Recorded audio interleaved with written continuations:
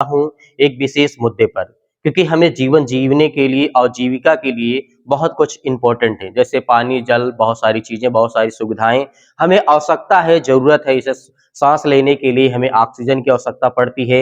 हर एक कामों के लिए हमें बहुत सारी चीजों की आवश्यकता पड़ती रहती है। उसी तरीके आज मैं बात करने वाला हूं जो कि परमेश्वर इस पर क्या कहता है और उसकी आयत और उसके वचन हमें क्या आज्ञा देते हैं कि ऐसा जो पैसा यदि आपके घर में आता है तो वो कभी नहीं रुकेगा। यदि आपके अंदर विश्वास और भरोसा के द्वारा इन वचनों के यदि आप पढ़ते हैं और सुनते हैं तो परमेश्वर आपके परिवार में बहुत सारी खुशियां और बहुत सारा प्यार आपके जीवन में देगा।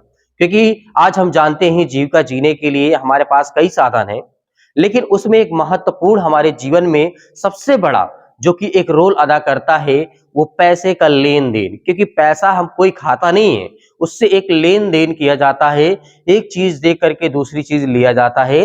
इसलिए परमेश्वर, जैसे आपने देखा होगा, यहूदा ने भी अपनी जीविका को जीने के लिए कुछ चांदी के सिक्के के लिए प्रभु यीशु मसीह को ठुकरा दिया था।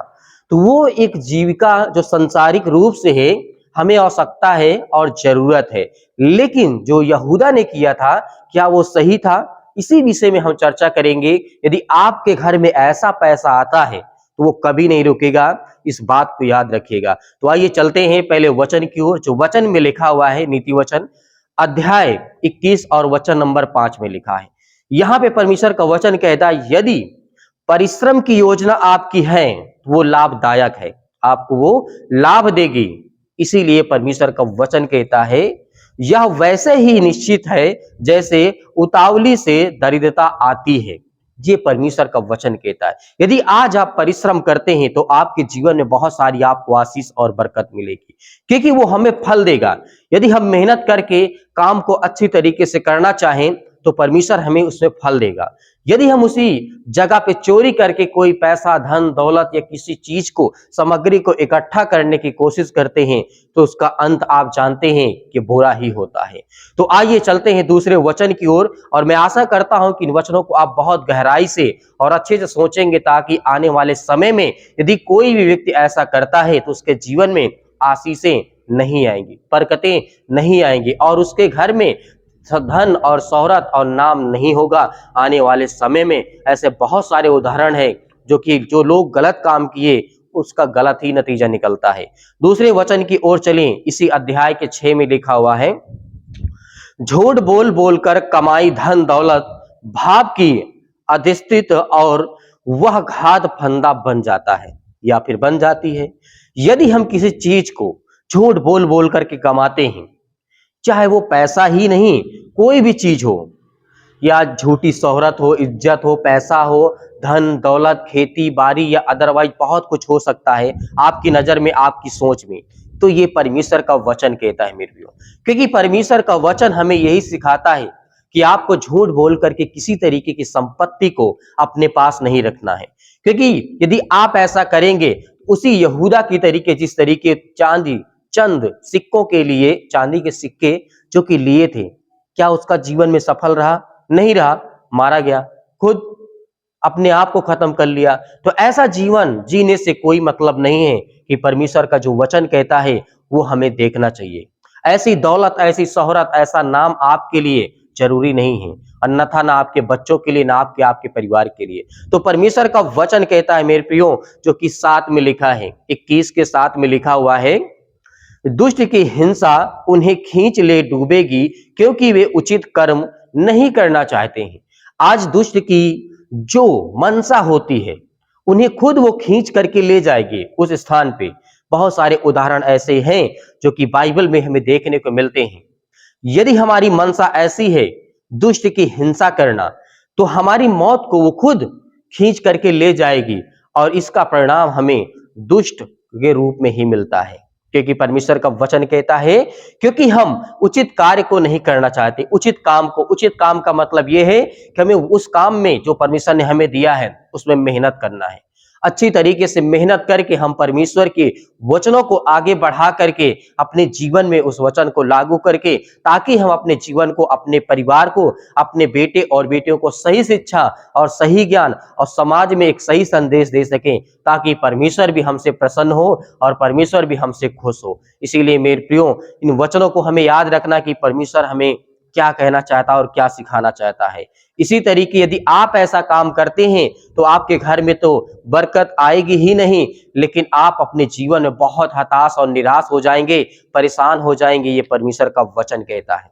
तो मेरे प्रियो, अगला वचन जो कि हमें सिखाता है, नीति वचन अध्याय 21 के जिस तरीके लिखा हुआ है 8 में, अपराधी का मार्ग कुटिलता से पूर्ण होता है, किंतु जो सज्जन है उसकी राह सीधी होती है और वह धनवान होता है।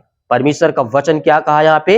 परमेश्वर का वचन कहता है अपराधी का जो मार्ग होता है उसमें क्या भरी रहती है?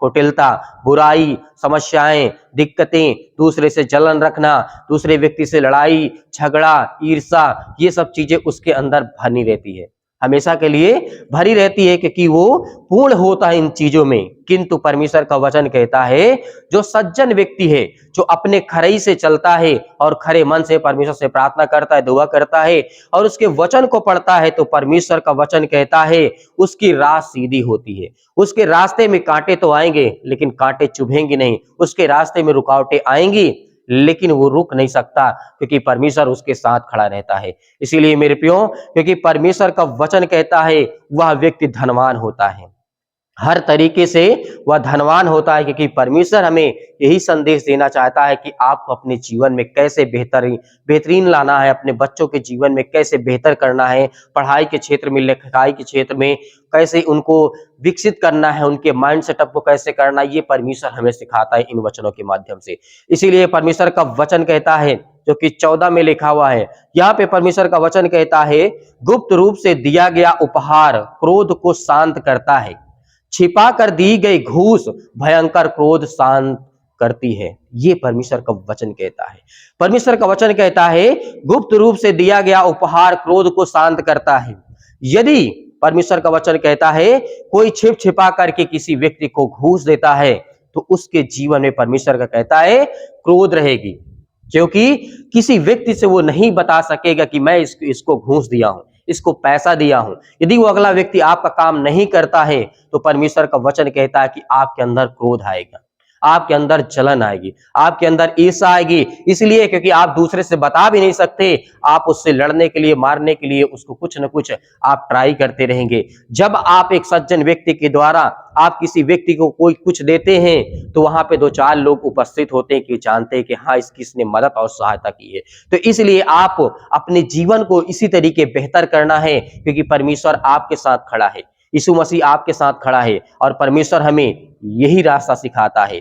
तो नेक्स्ट हमारा जो वचन है इसी पुस्तक में लिखा गया है, जो कि 18 है। दुर्जन का मतलब होता है कि एक क्या होता है?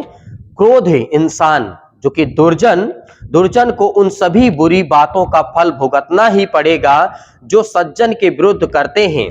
बेईमान लोगों को उनके किए का फल भुगतना पड़ेगा जो ईमानदार लोगों के विरुद्ध करते हैं।